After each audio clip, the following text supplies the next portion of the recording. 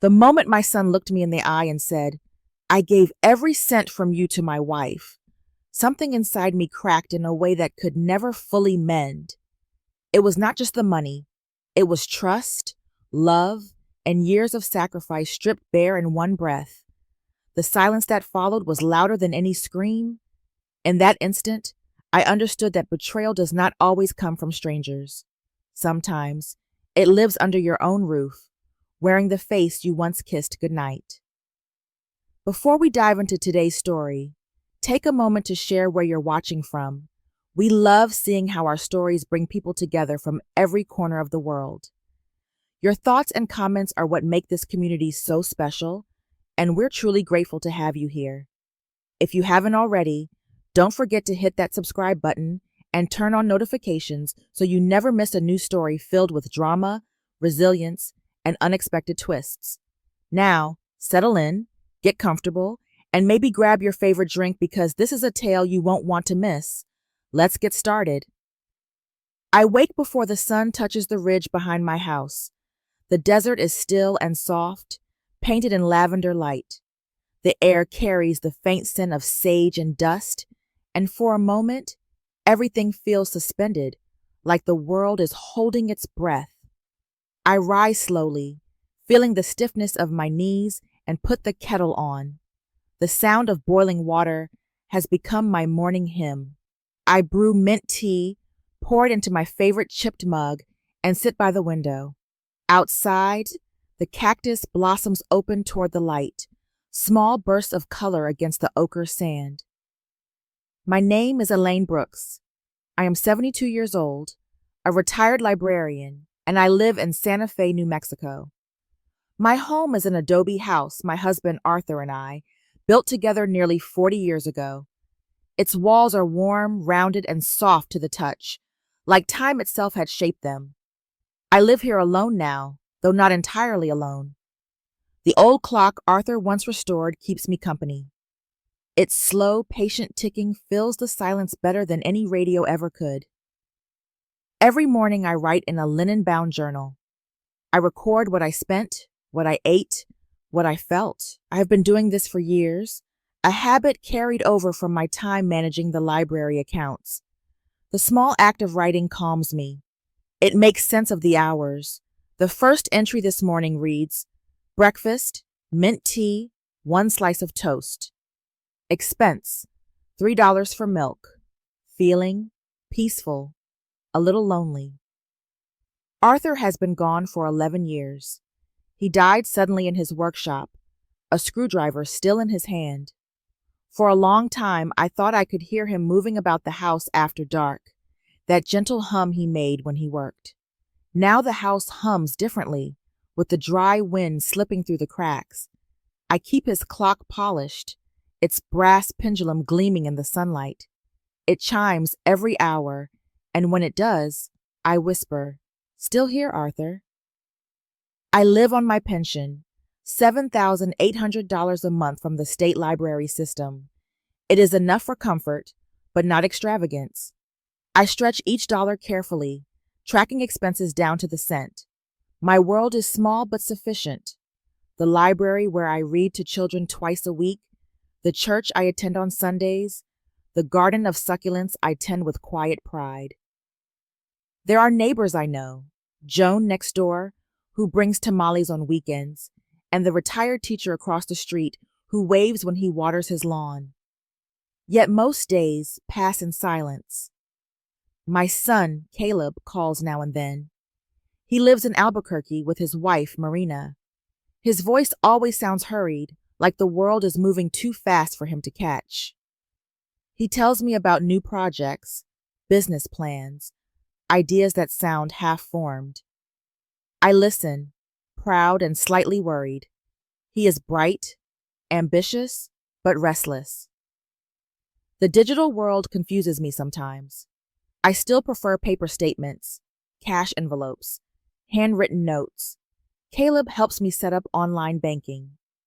"It is easier, Mom," he said last time he visited. I nodded, grateful. Trust comes easily when you have loved someone since the day they were born.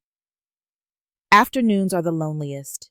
I walk through the rooms dusted with light, pausing at shelves of books that smell faintly of cedar and thyme.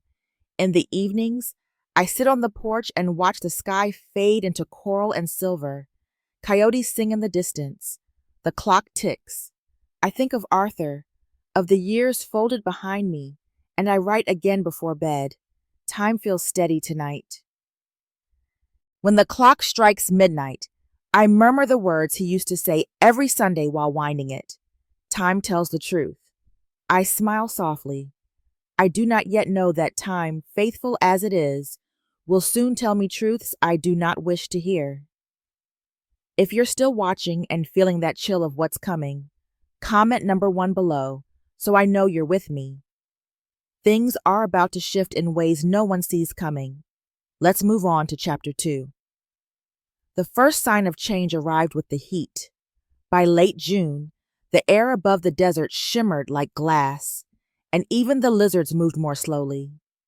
I spent the morning watering the small cactus garden, listening to the tick of Arthur's clock through the open window.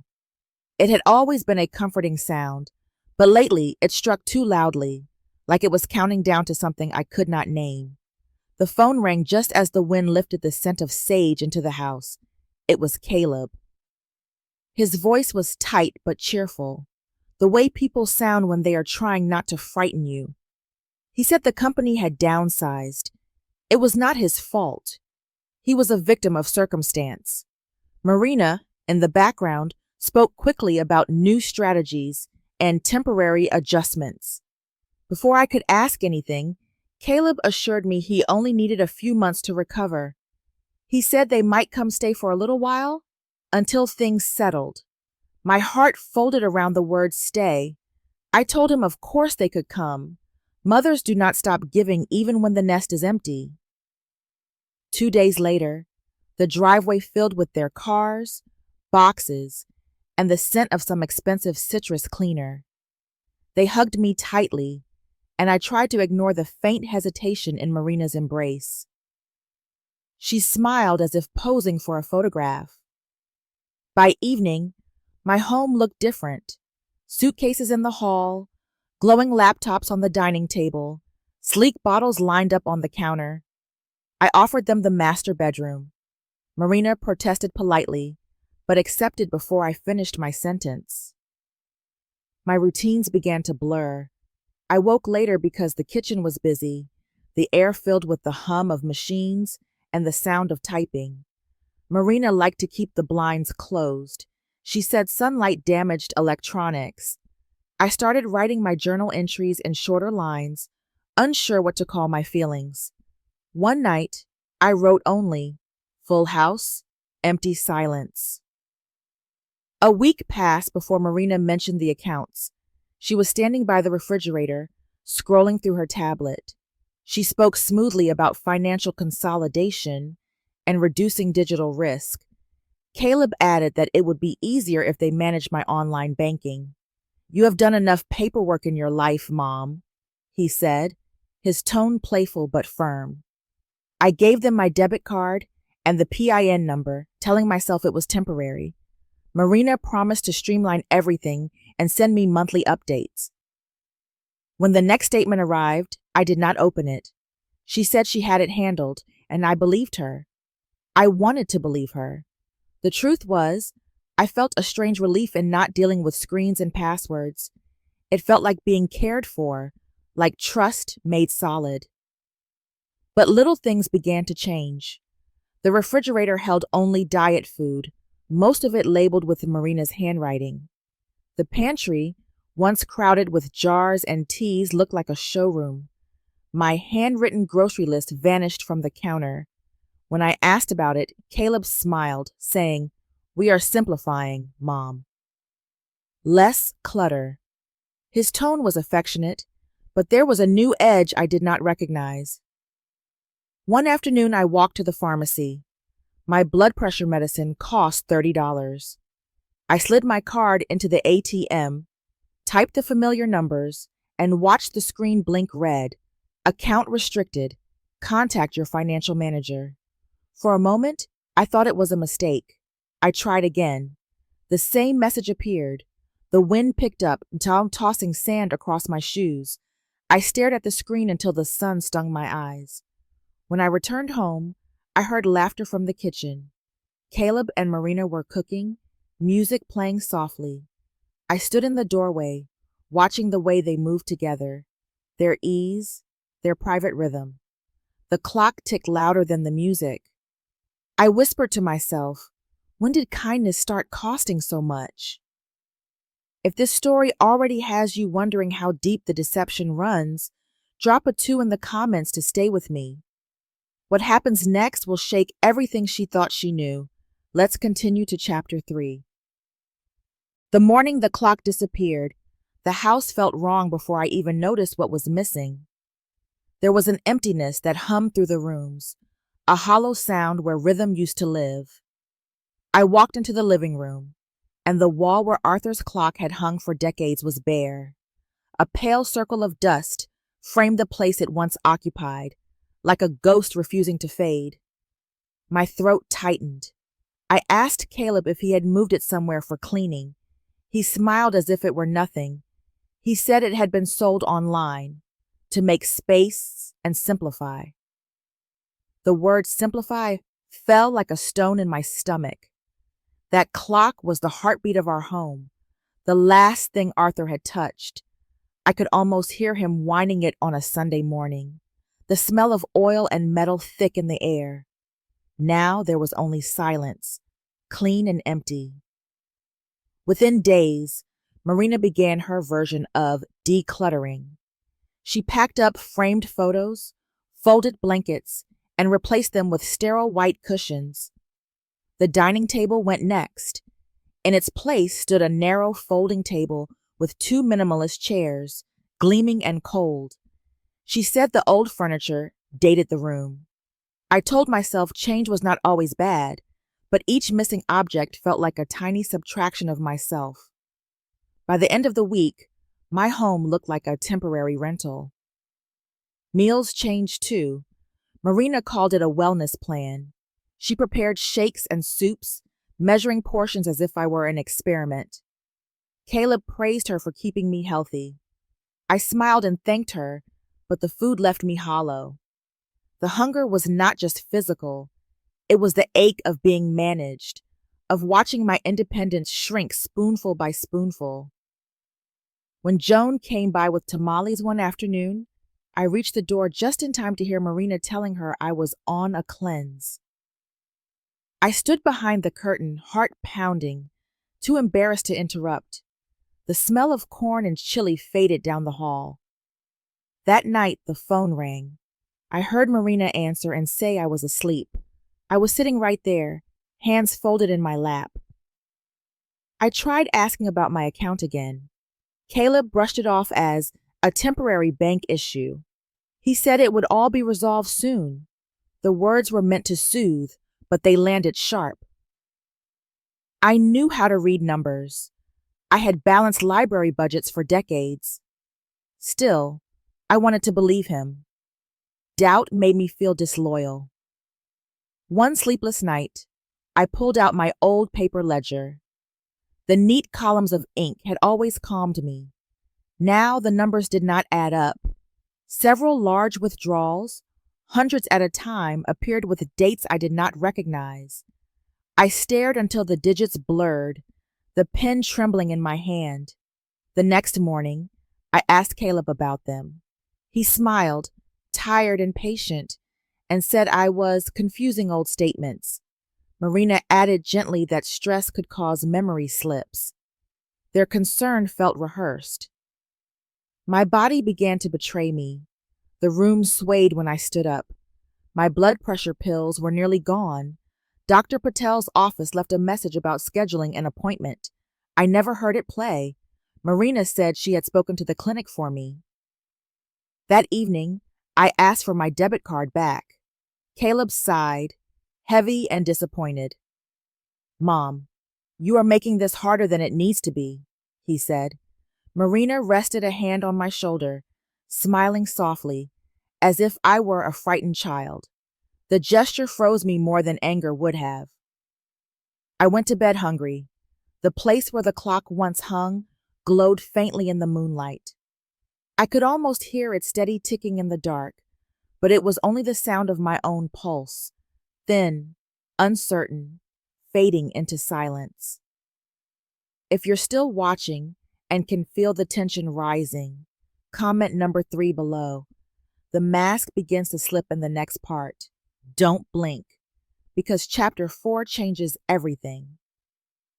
Morning arrived too bright, pressing against the windows until every flaw in the glass showed.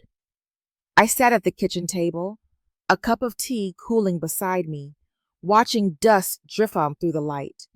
The house had become so clean it no longer smelled like home. The walls were bare, the air filtered, the silence exact.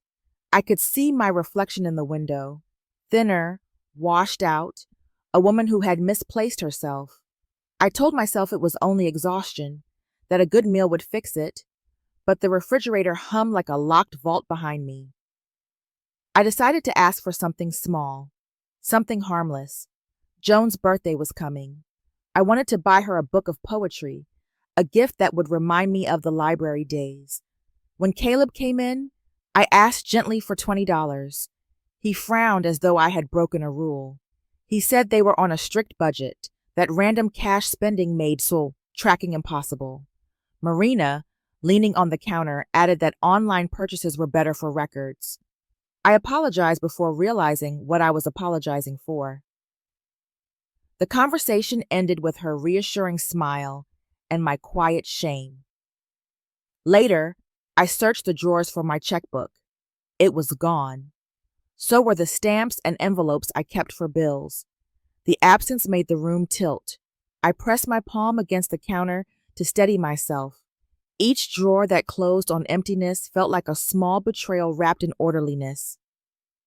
By evening, my head throbbed. I had taken the last of my blood pressure pills the night before. When I mentioned calling the pharmacy, Marina waved a hand, saying she would handle it later. "You are a nurse yourself," she said lightly. "You know when it is serious." I wanted to correct her. I was a librarian, not a nurse, but the words felt pointless. The next morning, the rug in the living room was gone, replaced by a smooth white mat. My framed photos had vanished too. Arthur's smile, the picture of Caleb at graduation, the wedding photo, all replaced by blank walls. Marina called it redecorating, claiming too many personal items made spaces feel heavy. The rooms looked larger, colder, like a museum after hours. I tried to call Ava, needing to hear a familiar voice. The phone rang twice before Marina answered it in the other room. I heard her say that I was resting and would call back later. I never did. That evening, I tried again, but the call went nowhere. The line clicked and fell silent. I began to wonder if perhaps Ava had forgotten me, though a part of me knew better.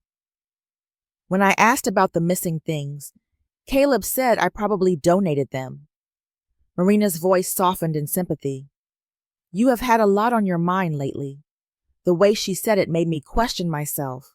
I opened my journal that night and wrote, "If they say I agreed, maybe I did, but why do I feel erased?" The next day, I gathered what courage I had left and asked Caleb to show me the bank account. He took my phone, tapped a few buttons, and said the system locked when accessed too often. "Technology is tricky," he added, his tone patient but final. Marina explained that trust was part of family, that constant checking showed anxiety. Caleb hugged me before walking away, and the gesture burned more than it comforted. That night, the house glowed dimly in the light of the phone charging beside me. Ava's name appeared on the screen. I reached for it, but Caleb's hand was faster. "Mom is resting," he said into the receiver, his voice smooth as glass. The call ended with a quiet click.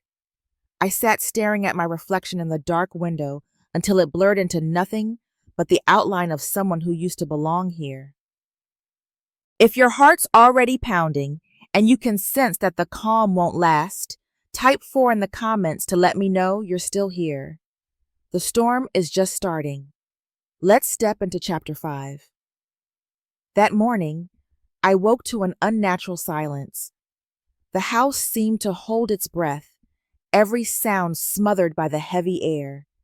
Sunlight crawled across the floor, reaching the corner of my dresser where my wedding ring used to rest. The small circle of gold was gone, and beside it, the silver teapot Arthur had given me for our 20th anniversary had disappeared as well. My heart began to race. I moved through the house, opening drawers and cupboards, finding more empty spaces where memories had been. The walls seemed to widen around me, stripped of meaning, until only the echo of my own steps remained. When Caleb appeared, he was holding a mug of coffee, his voice flat and casual. He said he had sold a few things to cover expenses. I stared at him, unable to process the words. He looked at me as if explaining something obvious. Marina came from the hallway, a thin smile on her face, saying it had been a joint decision for efficiency. The word struck me like ice. Efficiency, an excuse for erasing 40 years of my life. Something inside me cracked. I asked how he could sell what was not his, but my voice trembled too much to sound strong. Marina placed a hand on Caleb's arm, a gesture of ownership more than comfort. He looked from her to me, and in that second, I saw the son I raised vanish behind a stranger's calm expression. He set the mug down and said, almost proudly, "I gave every cent from you to my wife. She manages it better than you ever did." The words filled the room, dense and irreversible. For a moment, I thought I had misheard him. Then I saw Marina's eyes gleam with satisfaction, and I understood that he meant it. The sound of my pulse filled my ears. My body felt weightless, disconnected, as if the ground beneath me had let go. He had not only emptied my accounts, he had handed my life to someone who looked at me like an inconvenience. I sat down slowly before my knees could give way. Caleb's voice went on, explaining that it was for my benefit, that Marina had plans to invest smartly. He said I should be grateful. I told him what he had done was theft. He answered softly, as though correcting a child, that it was protection, that I was old and needed help managing responsibilities. Marina nodded beside him, the perfect accomplice wrapped in concern. Every word pressed tighter around my chest until I could hardly breathe. I stood to leave the room, but the world tilted. The edges of my vision flickered black. My heart pounded in irregular bursts. Caleb reached out, guiding me back to the chair. His voice was smooth again, almost soothing, but his eyes were cold and distant. "You need to relax," he said. A faint sound interrupted us, the chime of the doorbell. Caleb turned sharply. Marina hurried down the hall, her posture tense. Through the intercom came a familiar voice, Ava's, clear and firm, saying she had come for a surprise visit. I felt my throat tighten with sudden hope. Marina spoke quickly, insisting I was resting and could not receive visitors. I pushed against the table, summoning what strength I had left, and called out for my sister to come in. The door opened. Ava stepped inside, her eyes scanning the stripped walls, the missing furniture, and finally me, thin, trembling, clutching the edge of the table. I watched horror bloom on her face as she turned toward Caleb. He looked pale, caught in a truth he could not hide. I met Ava's gaze and whispered, almost too quietly to hear, "They took everything." The room fell silent again, but this time the silence belonged to me. The house did not recover from the echo of my son's words. They lingered in the air like smoke, impossible to breathe around. Ava stood near the doorway, her expression torn between fury and disbelief. Caleb leaned against the counter, pretending composure, while Marina hovered a step behind him, lips pressed into a narrow, strategic smile. I sat at the table, my hands shaking slightly, yet my mind clearer than it had been in months. The fear was still there, but something sharper lived beneath it. Anger, precise and steady. Ava began asking questions one after another, her voice controlled but edged with heat. She pointed out the bare walls, the missing furniture, the hollowness of the house that used to hum with warmth. Caleb answered that we were renovating, that I preferred simplicity now. His tone carried the smooth arrogance of a salesman. Ava turned to me, her eyes searching mine for the truth. For a moment, the instinct to protect him rose automatically, the mother's reflex that once made every lie forgivable. Then I saw the fading bruises of fatigue on my own hands, the hollow outline of my wrists. I nodded slowly. Ava understood. The nod was a confession, and it loosened something inside me. My heart raced, but I did not speak. I listened to the rhythm of their voices, Caleb defensive, Marina careful, Ava relentless, and felt the balance shifting. Every word Ava said pulled me closer to the surface, away from the drowning silence I had lived in. While Caleb tried to justify himself, Ava's hand slid quietly behind her back. I saw the faint glow of her phone screen. She was sending a message to her husband, Daniel. I knew Daniel had once worked with the police before retiring. For a second, I hesitated. If I stopped her, the illusion of control could continue.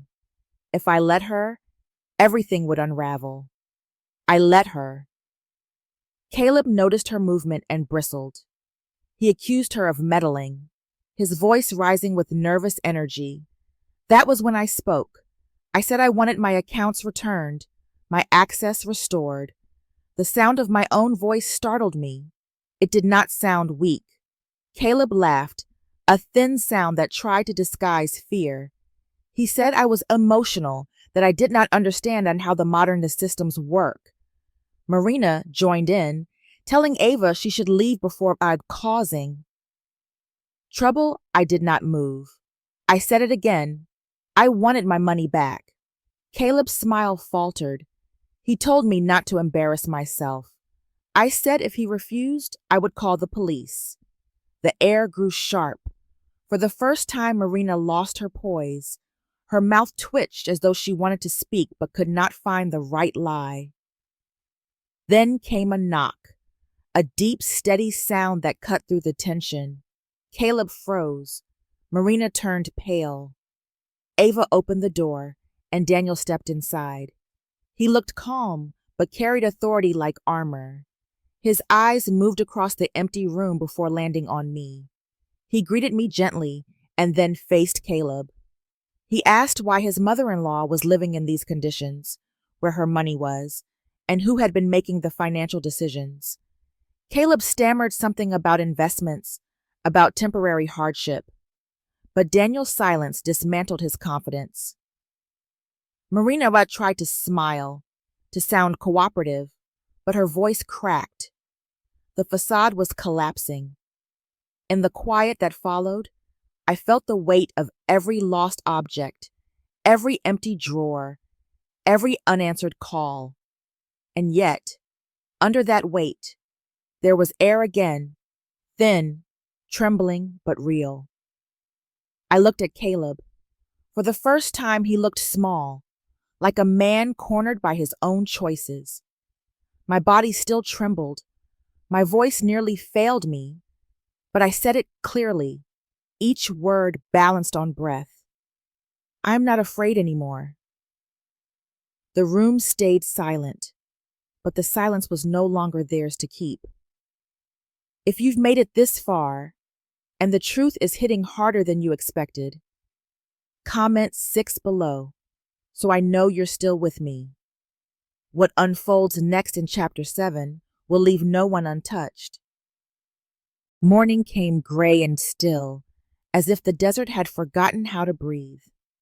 I woke on the couch, my back stiff, the faint scent of dust and metal in the air. The house looked strange in the early light, drawers half open, boxes scattered, The order that once ruled every room now gone. It was a landscape of endings. I could hear voices in the kitchen, low and tense, the murmur of people rearranging blame. For the first time in months, the sound did not frighten me. It simply existed, distant and dull. Daniel was already working, steady and efficient. Papers were spread across the table in neat rows, bank statements, receipts, and printed emails that Marina had tried to hide. He asked me to recall details, bank names, account numbers, when the online transfers began. My handwriting trembled as I tried to remember. Every detail felt like lifting a stone from the grave of my own life. Caleb sat at the end of the table, arms crossed, refusing to meet anyone's eyes. Marina stood beside him, phone in hand, her face blank with calculation. Daniel asked calmly for the laptop. When Caleb did not move, Ava spoke his name once, firmly, and he obeyed. The laptop opened to a screen full of spreadsheets. Within minutes, Daniel found them. Transfers from my pension account, payments to Caleb and Marina's joint balance. The numbers blurred in my vision, a list of quiet betrayals written in decimals and dates. My savings were almost gone. Decades of careful living, years of clipping coupons, of turning off lights to save electricity, of never buying what I did not need, reduced to figures on a page. I waited for tears, but none came. I felt hollow, but the emptiness was clean, like air after rain. Caleb's voice cracked as he tried to explain. He said it was all temporary, that he meant to pay it back, that Marina had misunderstood. Marina laughed, the sound brittle. She said she had planned to leave anyway, that she had never forced him to steal. Their words tangled, overlapping, exposing the shallow core of their loyalty. They had shared greed, not love. I watched them unravel, the bond between them dissolving faster than I had imagined. My hands were steady when I finally spoke. I told Caleb that love is not obedience, that forgiveness cannot survive deceit. He looked startled, as though hearing a language he had forgotten. Then I told him something I had not planned to say, that I had changed my will months earlier. I had done it quietly, after noticing small inconsistencies, after feeling the first tremor of mistrust. His name was no longer there. The silence that followed was sharper than any scream. Caleb's shoulders fell. Marina turned away. Daniel picked up the phone and called someone he trusted at the police department. Within an hour, 2 officers arrived, calm and courteous, collecting evidence.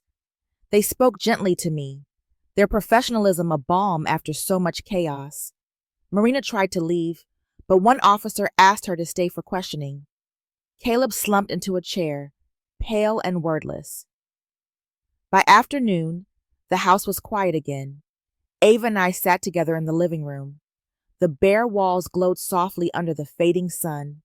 I could see dust floating through the light, slow and golden.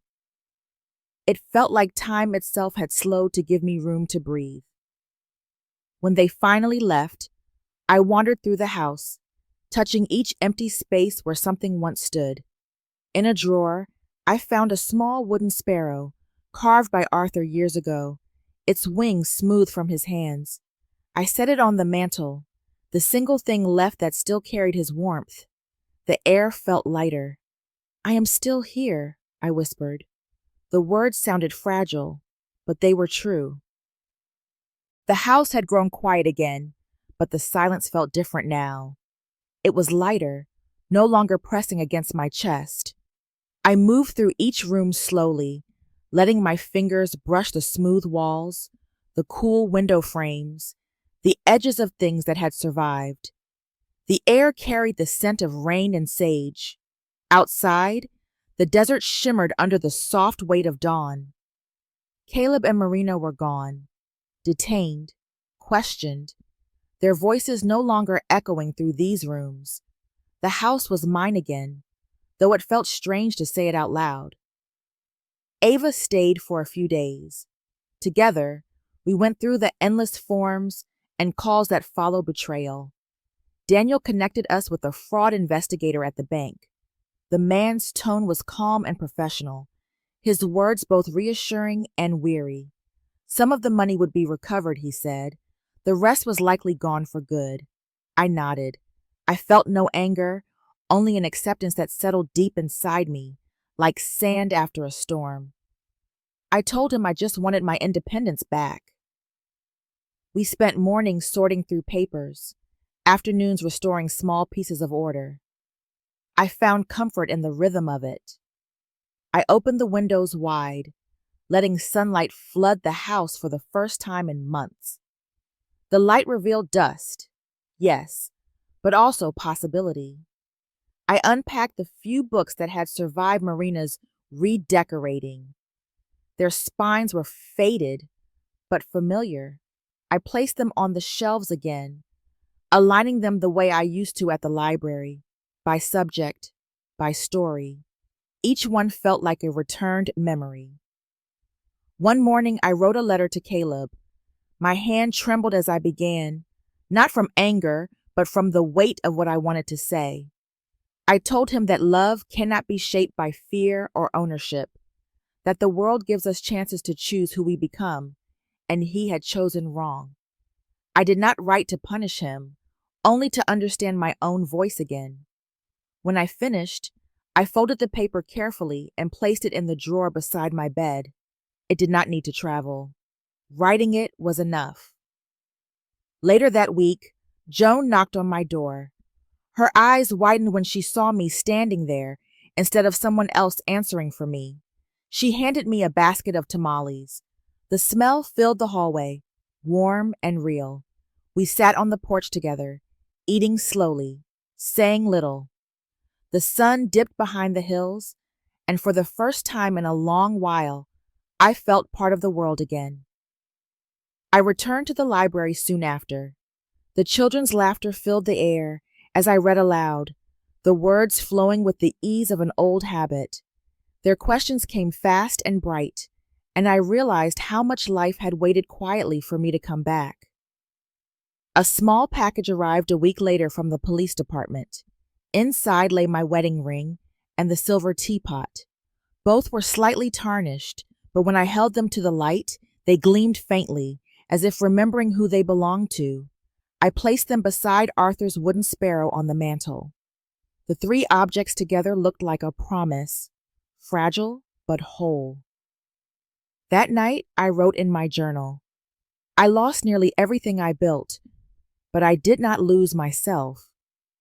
The clock on the wall ticked again, its sound clear and steady. When midnight came, it chimed 12 times, and each note felt like a breath returning to its body.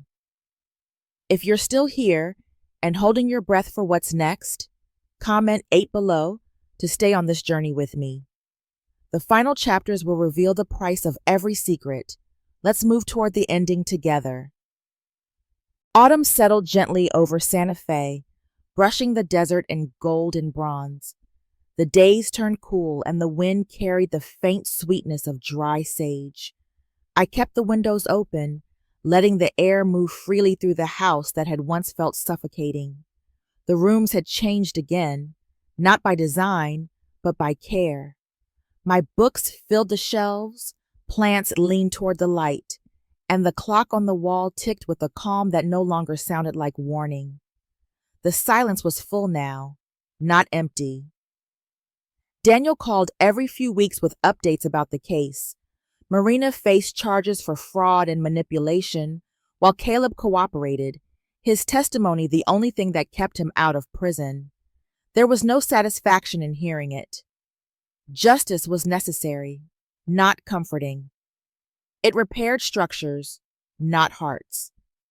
Yet knowing that truth had finally been named gave me a steadier breath. Some nights I still woke with my pulse racing, the echo of Caleb's voice flickering at the edge of memory. The counselor I met through the victim support group told me that healing does not erase what happened. It teaches the body that safety can return. I learned to believe her slowly. I began each morning by writing in my journal, not lists or expenses this time, but sentences that began with I am. I am alive. I am learning. I am free. The kitchen became my small project. I repainted the cabinets pale yellow, a color Arthur had once loved. The light in the mornings turned them almost white. I joined a reading group at the library again, my voice trembling slightly when I read aloud but growing steadier each week. The children still laughed in the same places they used to. Life, it seemed, had kept going without waiting for permission. One afternoon, a letter arrived addressed in Caleb's handwriting. I held it for a long time before opening it. His words were uneven, alternating between apology and confusion. He said he never meant to hurt me, that he thought he was fixing things, that Marina had convinced him they were building a future. He ended by writing that he hoped I would someday remember him as a son, not a mistake. I folded the letter and placed it in the same box that held the one I had written to him. They belonged together, two halves of a story finished in silence. Ava and Daniel visited before winter. We ate dinner on the porch, watching the sky fade into deep blue. They asked me to visit them in Oregon.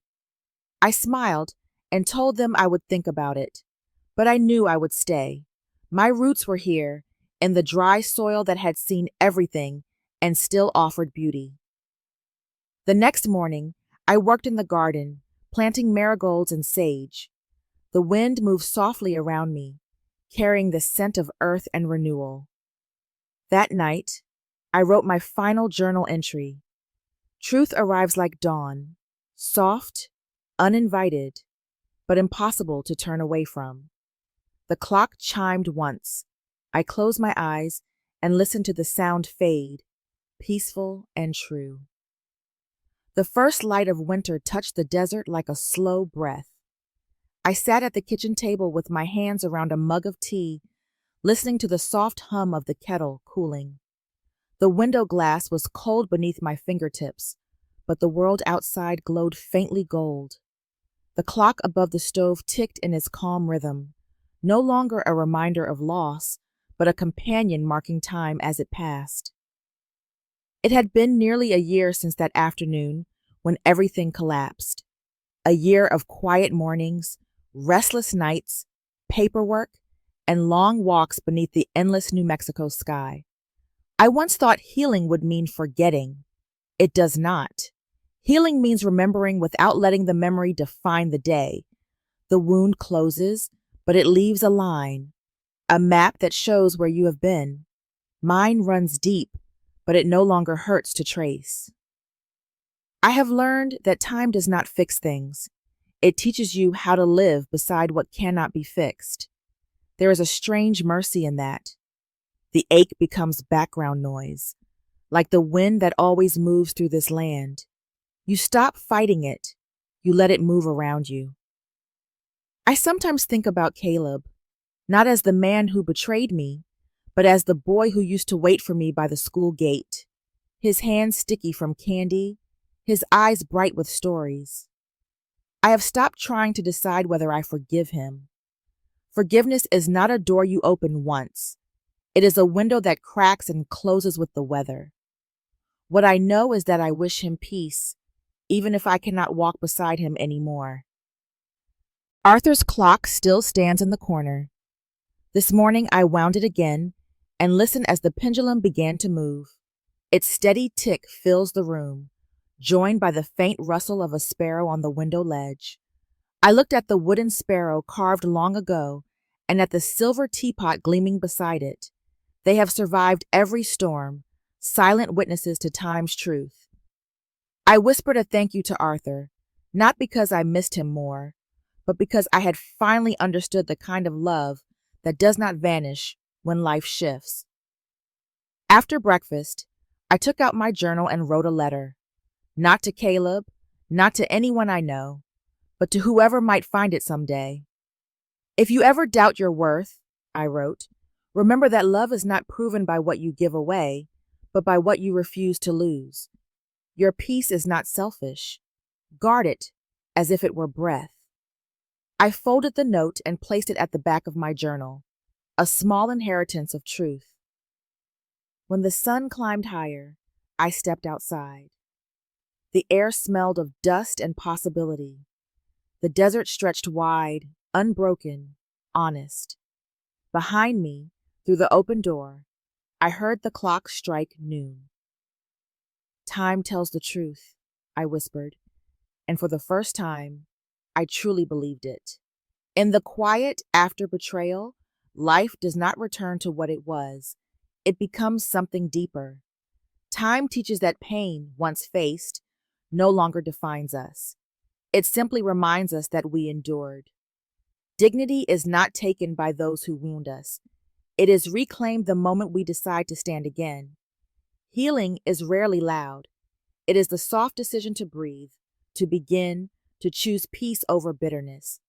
And when truth finally surfaces, it does not shatter, it clarifies. The heart learns to trust itself, and in that quiet trust, freedom begins. If this story touched you, take a moment to share your thoughts below. Your voice gives these stories life. Subscribe and follow for more journeys that explore love, loss, and the courage to start again. Every story reminds us, no matter the darkness, light always finds a way back in.